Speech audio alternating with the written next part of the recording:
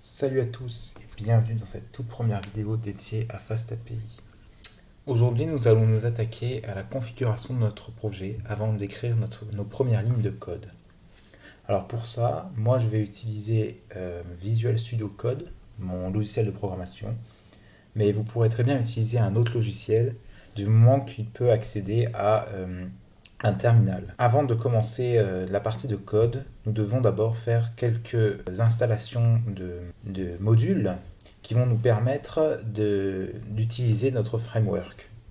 Donc je vais ouvrir un terminal pour ça. Donc terminal, nouveau terminal. Dans la fenêtre ici, je vais taper pip install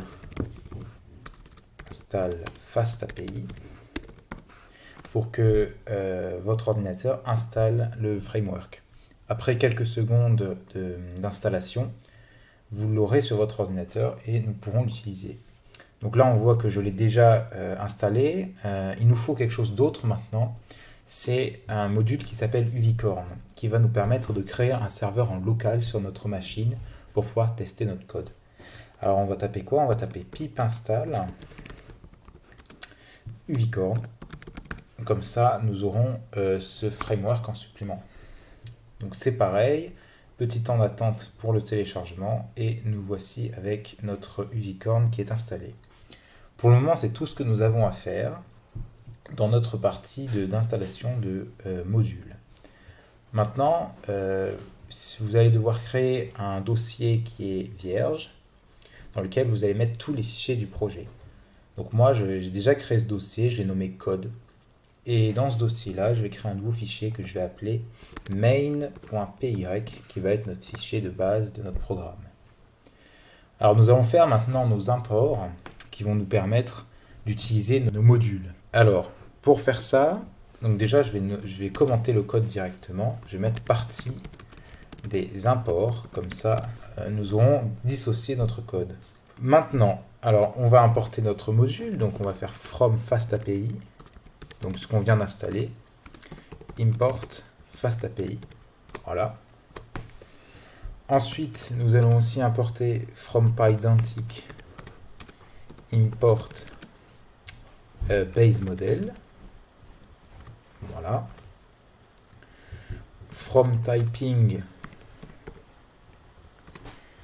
import optional et list. Donc là, je fais tous les imports que nous aurons besoin durant cette formation. Et enfin, import Uvicorn. Comme ça, nous aurons tout le framework qui sera importé. Voilà pour les imports. Maintenant, nous allons créer deux classes qui vont nous permettre de gérer notre API. On va créer une classe qui va s'appeler la ligne, qui va représenter une ligne dans notre database que nous allons créer.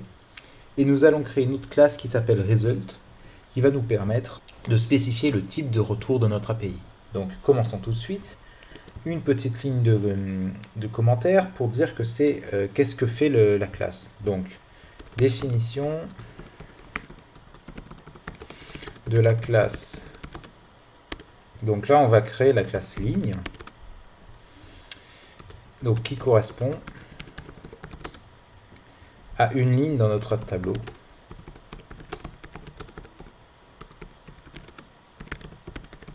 Voilà.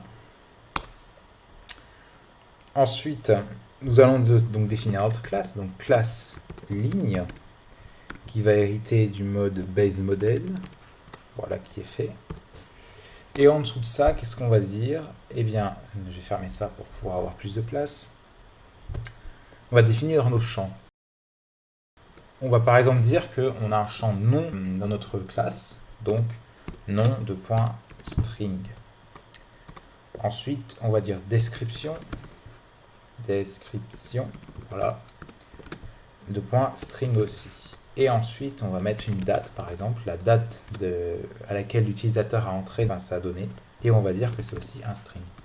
Donc, dès que nous aurons à modifier notre ligne, entre guillemets, nous viendrons ici et nous rajouterons le champ correspondant. Donc, pour notre classe de ligne, c'est fait. Maintenant, nous allons faire notre classe de retour, donc on va appeler result, donc définition de la classe result qui correspond au schéma de retour de notre API.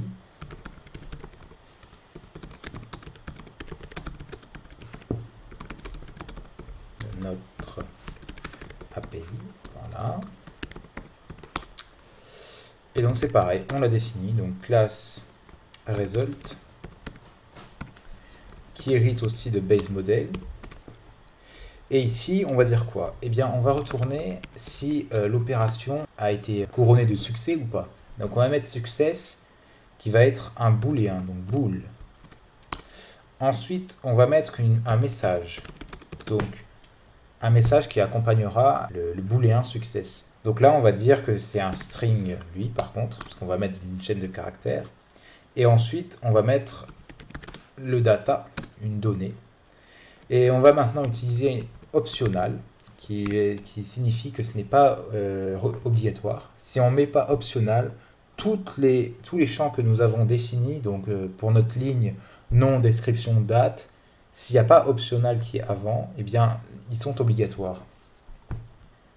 Donc on va dire optional ligne, comme ça, on va pouvoir retourner de façon optionnelle la ligne qui est entrée.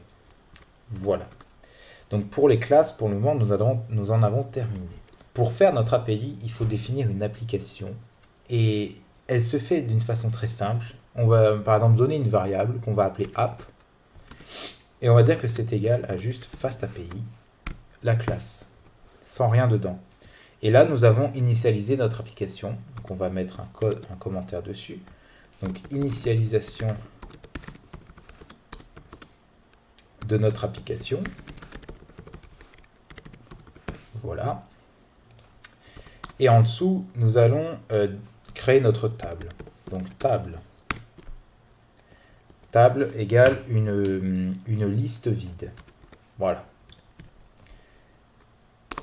Jusqu'ici, nous avons défini nos classes et notre application en tant que FastAPI. Par la même occasion, nous avons défini notre table comme étant une table vierge. Dans la prochaine vidéo, nous allons nous attaquer à notre première fonction qui va nous permettre d'interagir avec cette table qui, je vous le rappelle, sera en local. Si quelqu'un sur une autre machine souhaite accéder à cette table, eh bien, elle sera vierge puisqu'on initialise à 0 ici à chaque lancement du script. Donc, je vous retrouve dans la prochaine vidéo pour faire la première méthode qui va être une méthode de post